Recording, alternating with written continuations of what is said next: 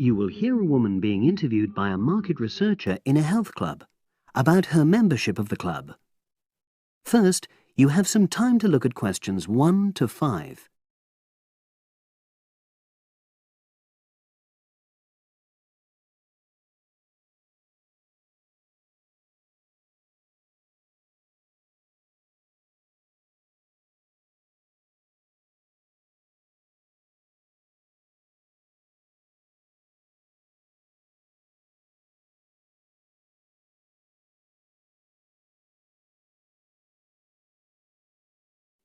Now we shall begin.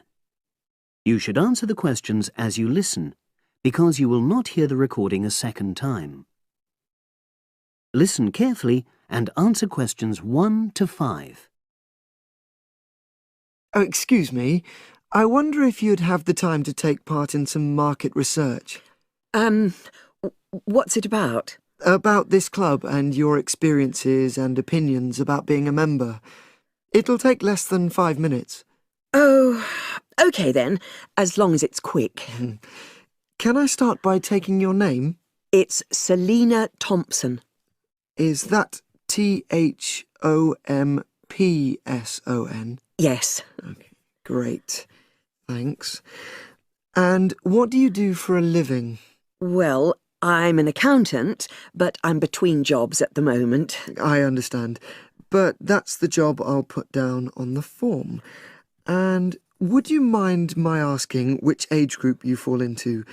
Below 30, 31 to 50, and above? Over 50, I think we can safely say. Great, thanks.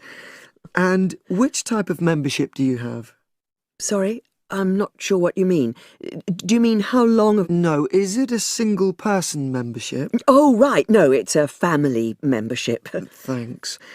And how long have you been a member? Ooh, let me see. I was certainly here 5 years ago, and it was probably 2 to 3 years more than that. Shall I put down 8? Oh, I remember now. It's 9, definitely. Sorry. No problem. I've got that. And the last question in this first part is, what brought you to the club? Sorry? How did you find out about the club? Did you see any ads? Well, I did actually, but I have to say I wasn't really attracted to the club because of that. It was through word of mouth. So you were recommended by a friend? Actually, my doctor. I'd been suffering from high blood pressure, and he said the club was very supportive of people with that condition, so I signed up. Great, thanks. Before you hear the rest of the conversation, you have some time to look at questions 6 to 10.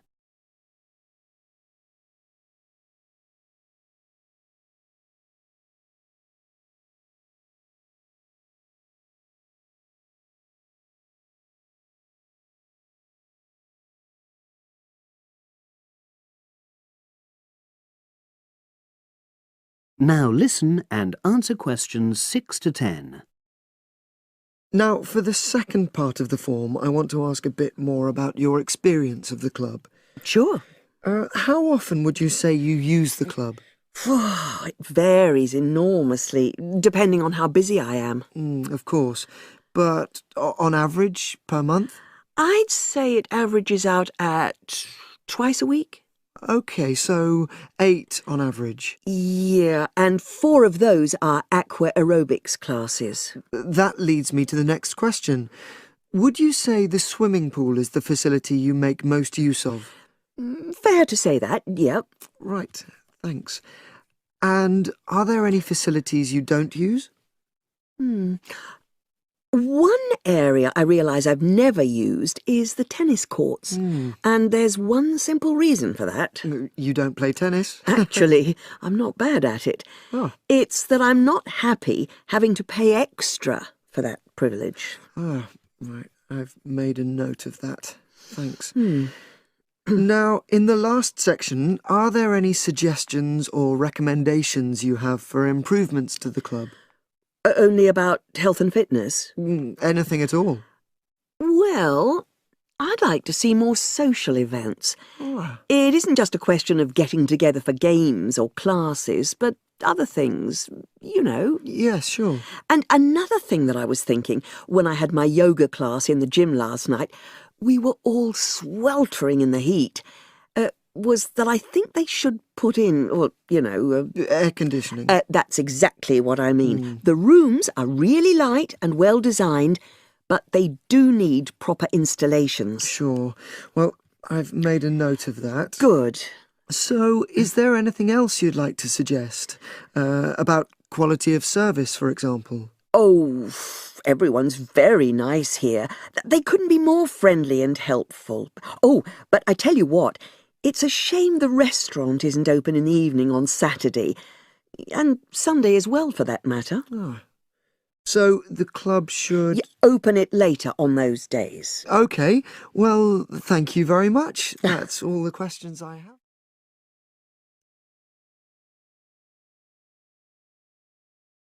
That is the end of part 1. You now have half a minute to check your answers.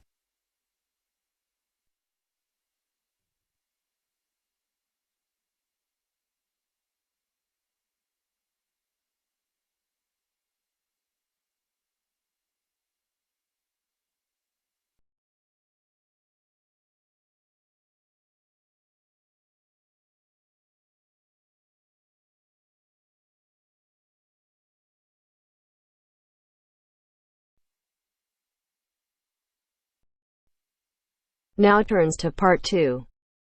Part 2.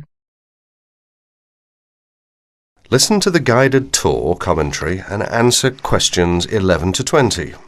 You now have some time to read questions 11 to 20 first.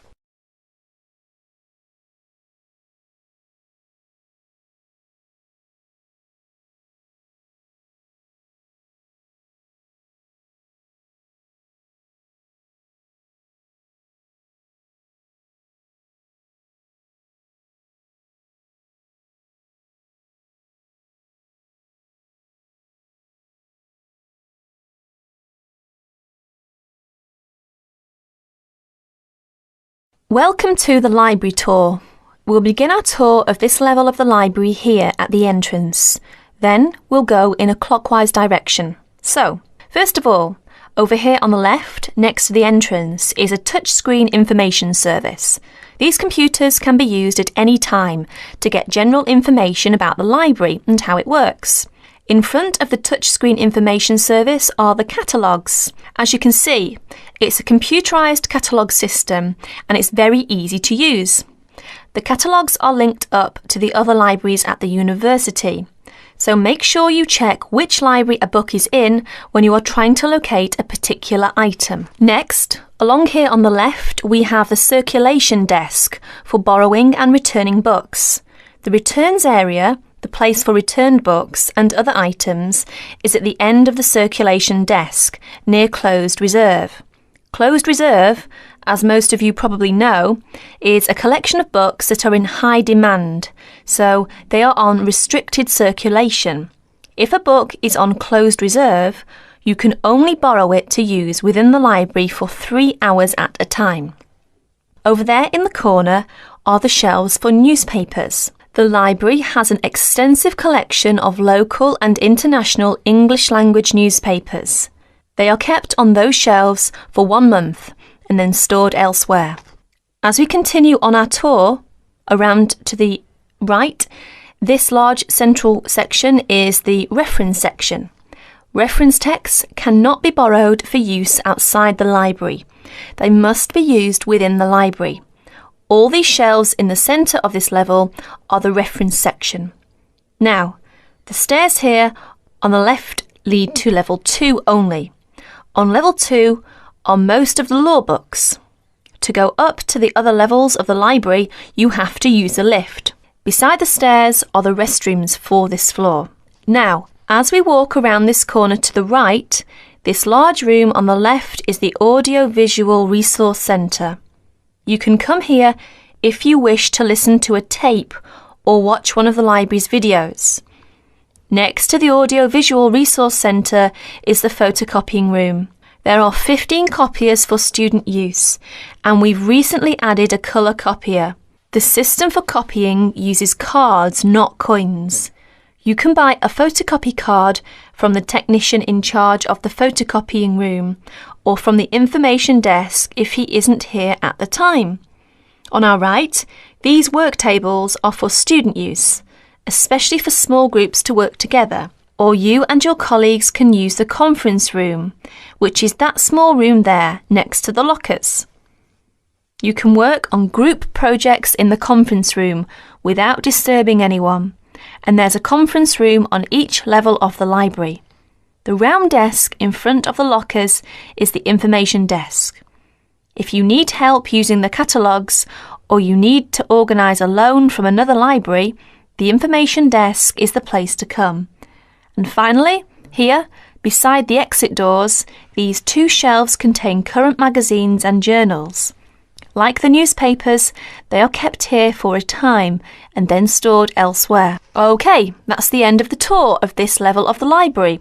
I'll leave you to look around yourselves now, and if you need any further help, please ask at the information desk. That is the end of part 2. You now have half a minute to check your answers.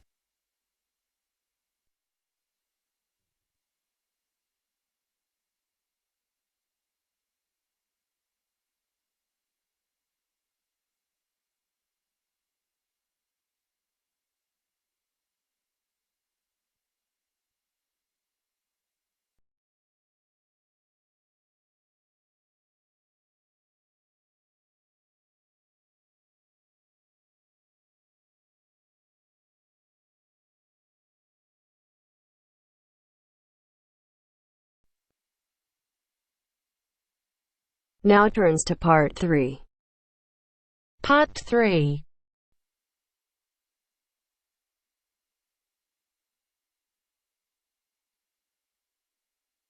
Now turns to part 3. Part 3. You will hear Peter Walsh being interviewed for a job.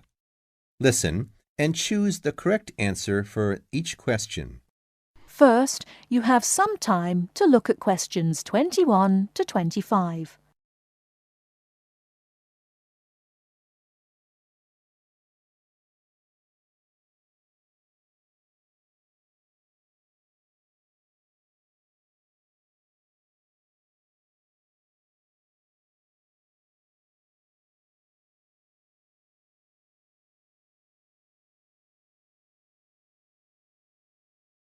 Now, listen carefully and answer questions 21 to 25. Joanne! Hi, you must be Rob. Nice to meet you. So, I hear you're planning to visit Australia. Yeah, and I really wanted to talk to you because I was thinking of spending some time in Darwin, and my sister told me you're from there. That's right. So, tell me about it. Well, where shall I start? Well, Darwin's in what they call the top end, because it's right up at the northern end of Australia, and it's quite different from the rest of Australia in terms of cultural influences. In fact, it's nearer to Jakarta in Indonesia than it is to Sydney, so you get a very strong Asian influence there. That means we get lots of tourists. People from other parts of Australia are attracted by this sort of international cosmopolitan image. And as well as that, we've got the same laid-back atmosphere you get all over Australia. Probably more so, if anything, because of the climate. But what a lot of the tourists don't realize until they get there is that the city's also got a very young population. The average age is just 29, and this makes the whole place very buzzy. Some people think that there might not be that much going on as far as art, music, dancing, and so on are concerned, because it's so remote. I mean, we don't really get things like theater and opera in the same way as cities down in the south, like Sydney, for example, because of the transport expenses. But in fact, what happens is that we just do it ourselves. Lots of people play music, classical as well as pop, and there are things like artist groups and writers groups and dance classes. Everyone does something. We don't just sit and watch other people. You said it's very international. Yeah, They say there are over 70 different nationalities in Darwin. For instance, there's been a Chinese population there for over 100 years. We've even got a Chinese temple. It was built way back in 1887, but when a very bad storm, a cyclone in fact, hit Darwin in the 1970s, it was almost completely destroyed. The only parts of the temple that survived were part of the altars and the stone lions, but after the storm, they reconstructed it using modern materials. It's still used as a religious center today, but it's open to tourists too, and it's definitely worth going to see it. Oh, and as far as getting around goes, you'll see the places that advertise bicycles for hire, but I wouldn't recommend it. A lot of the year, it's just so hot and humid. Some tourists think it'll be fine because there's not much in the way of hills and the traffic's quite light compared with some places, but believe me, you're better off with public transport. It's fine and not expensive. Or you can hire a car, but it's not really worth it. What's the swimming like? Well, there are some good beaches, but the trouble is that there's this nasty creature called the box jellyfish, and if it stings you, you're in bad trouble. So you have to be very careful most of the year, especially in the winter months. You can wear a lycra suit to cover your arms and legs, but I wouldn't like to risk it even so, personally. And there are the saltwater crocodiles, too. I mean, I don't want to put you off. There are protected swimming areas netted off where you'll be safe from jellyfish and crocs, or there are the public swimming pools. They're fine, of course. Before you hear the rest of the talk, you have some time to look at questions 26 to 30.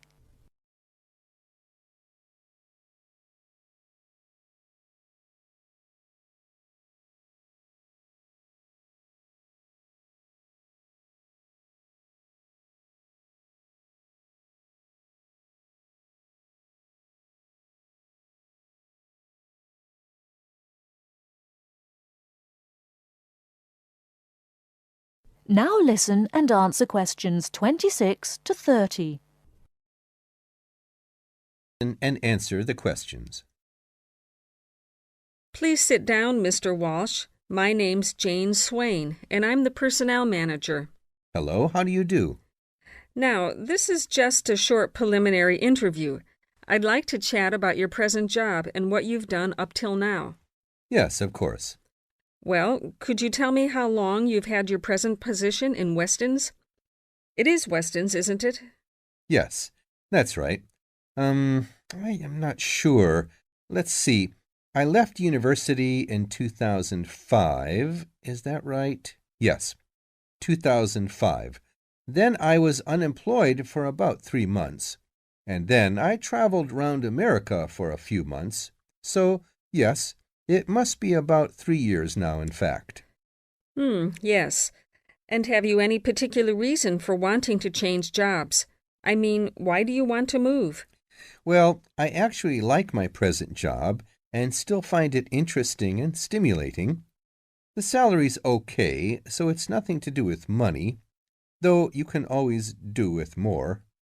I suppose the thing is that I'm really very ambitious and keen to get promoted, so that's the real reason. You say you like your job. Can you tell me what aspect you like most? Oh, my dear, that's difficult.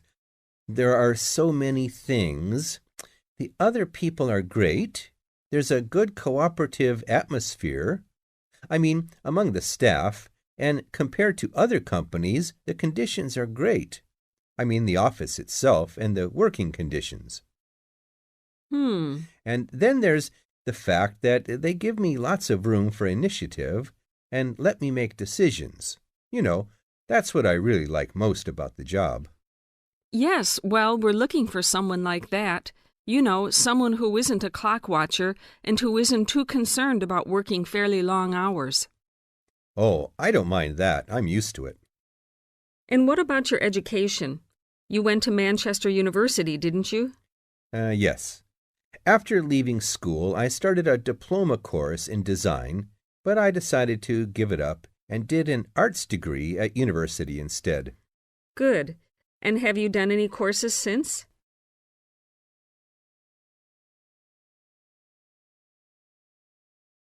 That is the end of part 3. You now have half a minute to check your answers.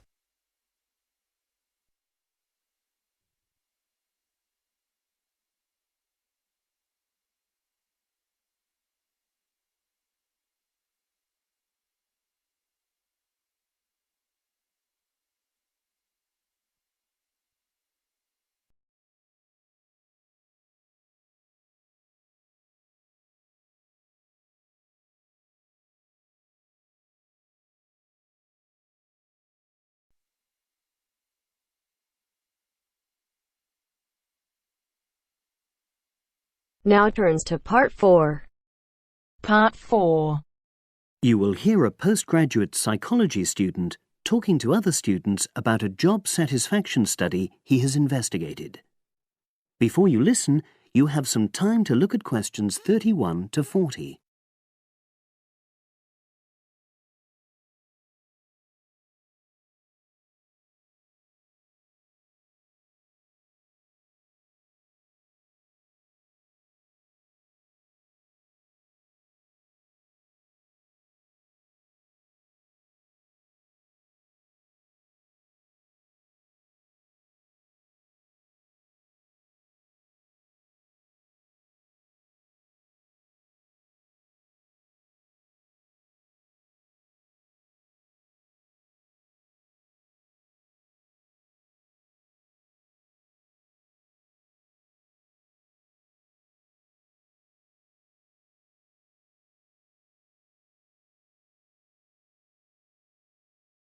Now listen and answer questions 31 to 40. Good morning, everyone. For my presentation today, I'm going to report on an assignment that I did recently. My brief was to analyze the methods used in a small study about job satisfaction and then to make recommendations for future studies of a similar kind. The study that I looked at had investigated the relationship between differences in gender and differences in working hours and levels of job satisfaction amongst workers. For this purpose, employees at a call center had been asked to complete a questionnaire about their work. I'll summarize the findings of that study briefly now.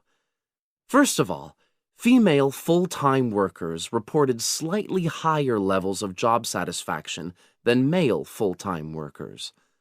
Secondly, female part-time workers reported slightly higher levels of satisfaction than female full-time ones did. On the other hand, male part-time workers experienced slightly less job satisfaction than male full-time workers. But although these results seemed interesting and capable of being explained, perhaps the most important thing to mention here is that in statistical terms, they were inconclusive. Personally, I was surprised that the findings hadn't been more definite, because I would have expected to find that men and women, as well as full and part-time workers, would experience different levels of satisfaction. So I then looked more carefully at the methodology employed by the researchers to see where there may have been problems. This is what I found. First of all, the size of the sample was probably too small. The overall total of workers who took part in the survey was 223, which sounds quite a lot, but they had to be divided up into subgroups. Also, the numbers in the different subgroups were unequal. For example, there were 154 workers in the full-time group, but only 69 in the part-time group. And amongst this part-time group, only 10 were male, compared to 59 who were female. Secondly, although quite a large number of people had been asked to take part in the survey, the response was disappointingly low. A lot of them just ignored the invitation. And workers who did respond may have differed in important respects from those who didn't. Thirdly, as the questionnaires had been posted to the call center for distribution, the researchers had had very limited control over the conditions in which participants completed them. For instance, their responses to questions may have been influenced by the views of their colleagues. All these problems may have biased the results. In the last part of my assignment, I made recommendations for a similar study, attempting to remove the problems that I've just mentioned. Firstly, a much larger sample should be targeted, and care should be taken to ensure that equal numbers of both genders and both full and part-time workers are surveyed. Secondly, the researchers should ensure that they are present to administer the questionnaires to the workers themselves. And should they require the workers to complete the questionnaire under supervised conditions so that the possibility of influence from other colleagues is eliminated.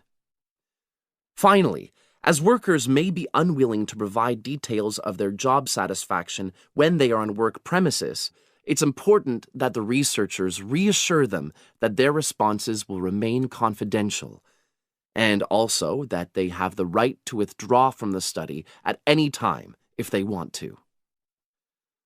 By taking measures like these, the reliability of the responses to the questionnaires is likely to be increased, and any comparisons that are made are likely to be more valid. So, that was a summary of my assignment. Does anyone have any questions?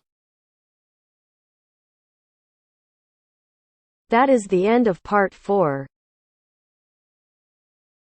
You now have half a minute to check your answers.